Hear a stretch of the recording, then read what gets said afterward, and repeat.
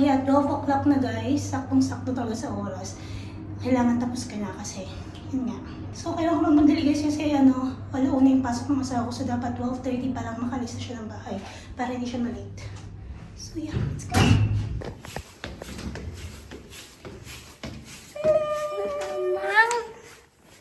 You miss Mama? Kiss Mama.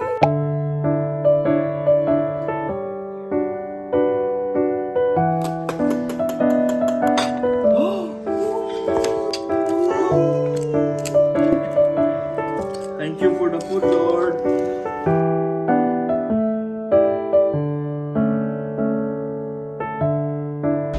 Hi guys, good morning. Pupunta ako ngayon ng PE office kasi kailangan ko i-update yung integration plan ko since mag-study na ako and mag-part-time na ako guys. So yeah, come with me. Hi guys! So ayun, ang dami kong na-receive na messages regarding dun sa huli kong vlog, yung vlog ko na ito, dito sa YouTube.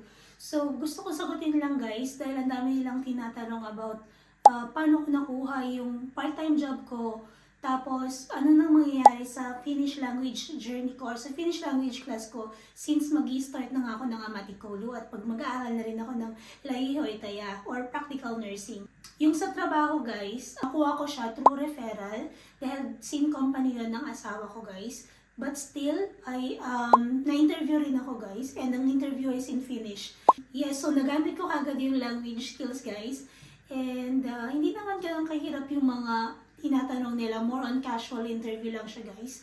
So yeah, I think it helps also if you know how to speak just a little bit of Finnish. Hindi mo kailangan maging fluent, just like conversational Finnish. And kung nagtatanong din kayo saan ba pwede makahanap ng job or ng mga work, part-time job, lalo na ngayon magsa-summer, so maraming kesetuo or yung summer job. So, sabi ng consultant ko sa TE office or sa employment services, mas okay maghanap din daw sa Tuo Markkinatori. So, dito, ipa-flash ko na lang dito yung website. And also, hindi naman kasi ako expert guys sa pag-apply pa ng work dito. Pero based on my research and sa mga experience ng mga ibang tao, is dito sila sa mga website na to nakakakuha or nakakahanap ng mga jobs, even part-time or regular jobs. So, check na lang guys yung website, yung mga websites na to. And then guys, about naman sa Finnish language class ko, supposedly hanggang July yun, this year matatapos, July 2026 dapat. Dahil hanggang module 4 kami guys and dapat B1 level kami pagkatapos noon. Unfortunately guys, since nga nakapasa na ako sa Ammatikoulu, hindi ko pala pwedeng pagsabayin guys. So ayun, akala ko guys pwedeng pagsabihin yung Finnish language class and yung sa Ammatikoulu dahil online class lang naman kami sa Finnish language. Tapos sa school din sa Ammatikoulu, hindi naman din everyday yung klase. So hindi ko kailangan everyday nandun. So I really thought na pwede kong pagsabayan. But unfortunately, sabi ng consultant ko sa employment services, hindi nga daw pwede. And kailangan ko nang i-update yung integration plan ko and also kailangan ko nang tapusin yung klase ko sa Finnish language school. So, ayun guys, medyo nakakalungkot dahil gusto ko pang mag-aral talaga ng language guys. Feeling ko hindi pa enough and alam ko, lalo na sa Ammatikoulu, mas marami pa akong may encounter na mas mahihirap na mga words and yung mga unfamiliar, lalo na puro medical words doon guys. So, yun, good luck na lang guys. Pero yung yung Ammatikoulu ko guys, mag-start siya ng March 10. So ayun, may mga ilang araw pa akong free para makapag-prepare and also, yun nga, siguro magsi-self-study na lang din ako. Anyway, they gave us book naman sa school. Free naman to sa amin. Itong Omasumi na, meron akong 1 and 2. So hindi ko na siya kailangang ibalik guys. Sana nga pwede siyang pagsabayin kasi yun nga, hindi nga siya possible guys. So, yun. So, hiram na lang siguro tayo ng mga books sa library and double card tayo sa pag-aaral guys dahil mahirap talaga yung Finnish language. It takes time para matutunan guys. But I believe hindi siya imposible matutunan guys. So, ayun lang. I will show you guys kapag nag-start na rin ako sa Ammatikoulu.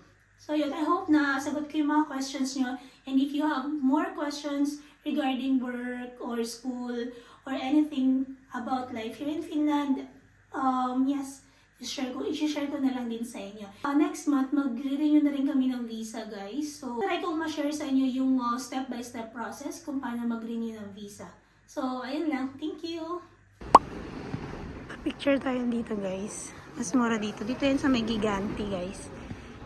Ayan. Ano lang. Parang pwede kayo mag-picture ng sarili nyo. Ayan yung instructions. Tapos, yung presyo niya is 9.90. So, pwede siya guys sa passport, sa identity card, security steward license, immigration matters, etc. Code, lalagay natin dito. Yes, na EFN 26.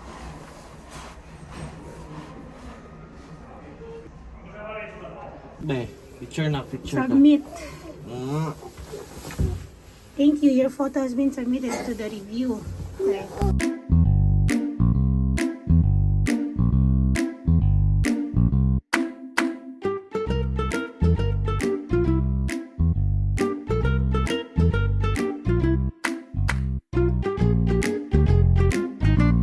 Ubos yung oras sa'yo na. Oo.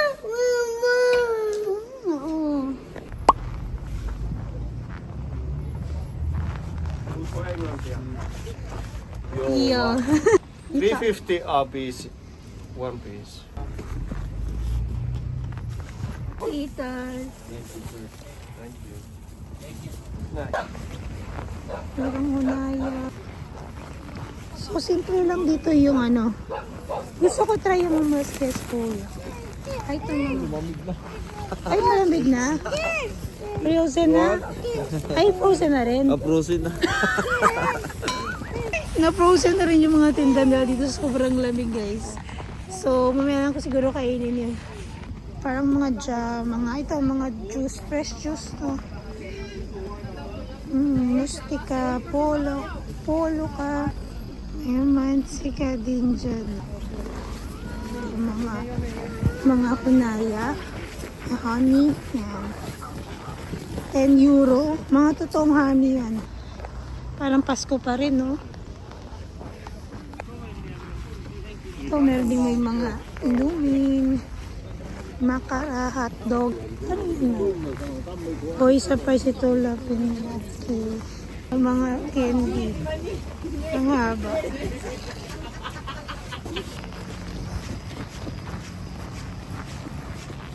Harap tayo naman ng notebook ngayon, guys. Dito kami sa Tokmani. Ito yung magandang notebook. Kasi mag-study na tayo. Makakabili na rin tayo ng notebook, guys. Oh my.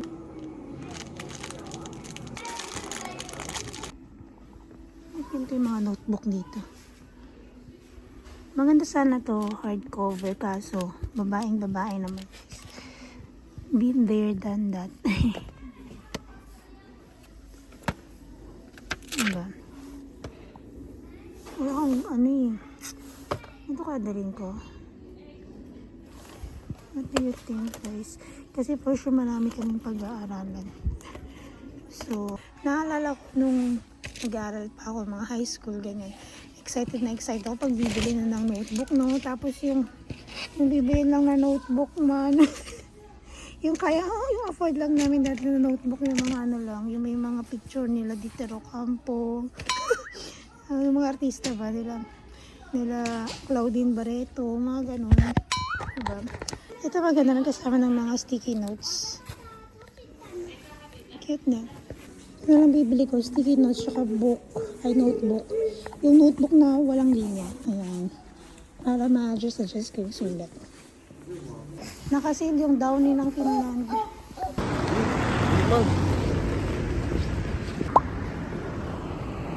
Friday. Kasara na sila. Maraming time. Cute naman ito. Color red.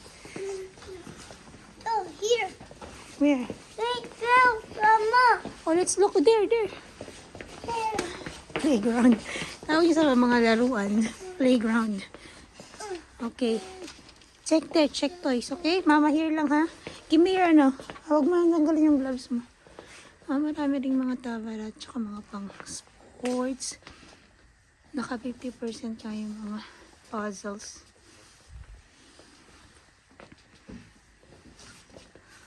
5 euro. Mahal, 5 euro lang to.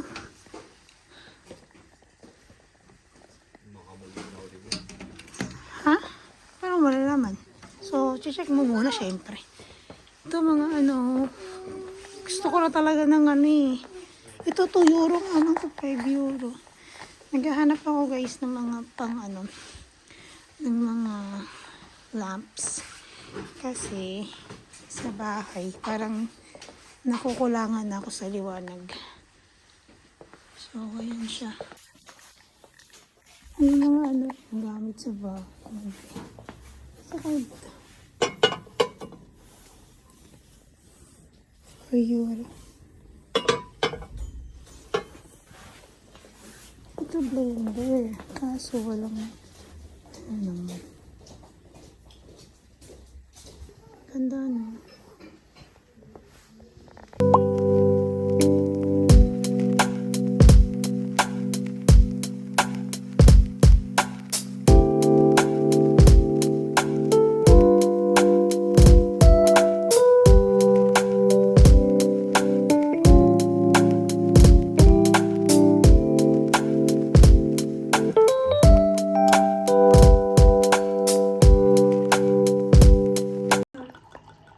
Pag nakataste na yung hose, ano naman?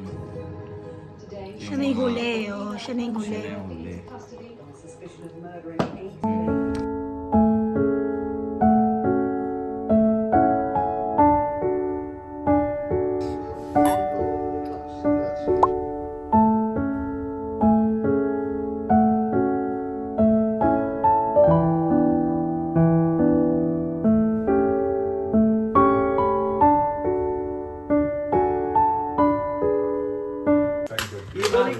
One more. The free climb the route was not successful.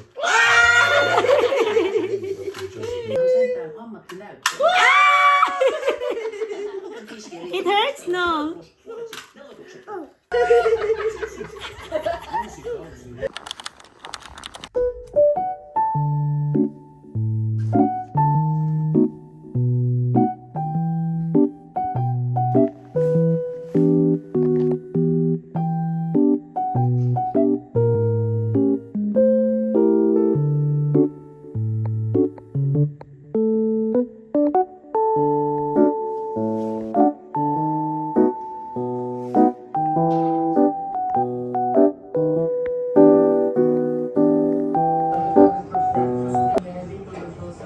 Gumawa ako guys ng toge. Mga 3 days to. Mga 3 days ko siyang inalagaan. Ayan. So, ganyan siya kalaki pag mga 2 to 3 days. Ganyan. So, magluluto tayo nito mamaya siguro sa gabi na lang kasi magsasalad kami ngayong tanghali. Luto tayo ng ginisang toge.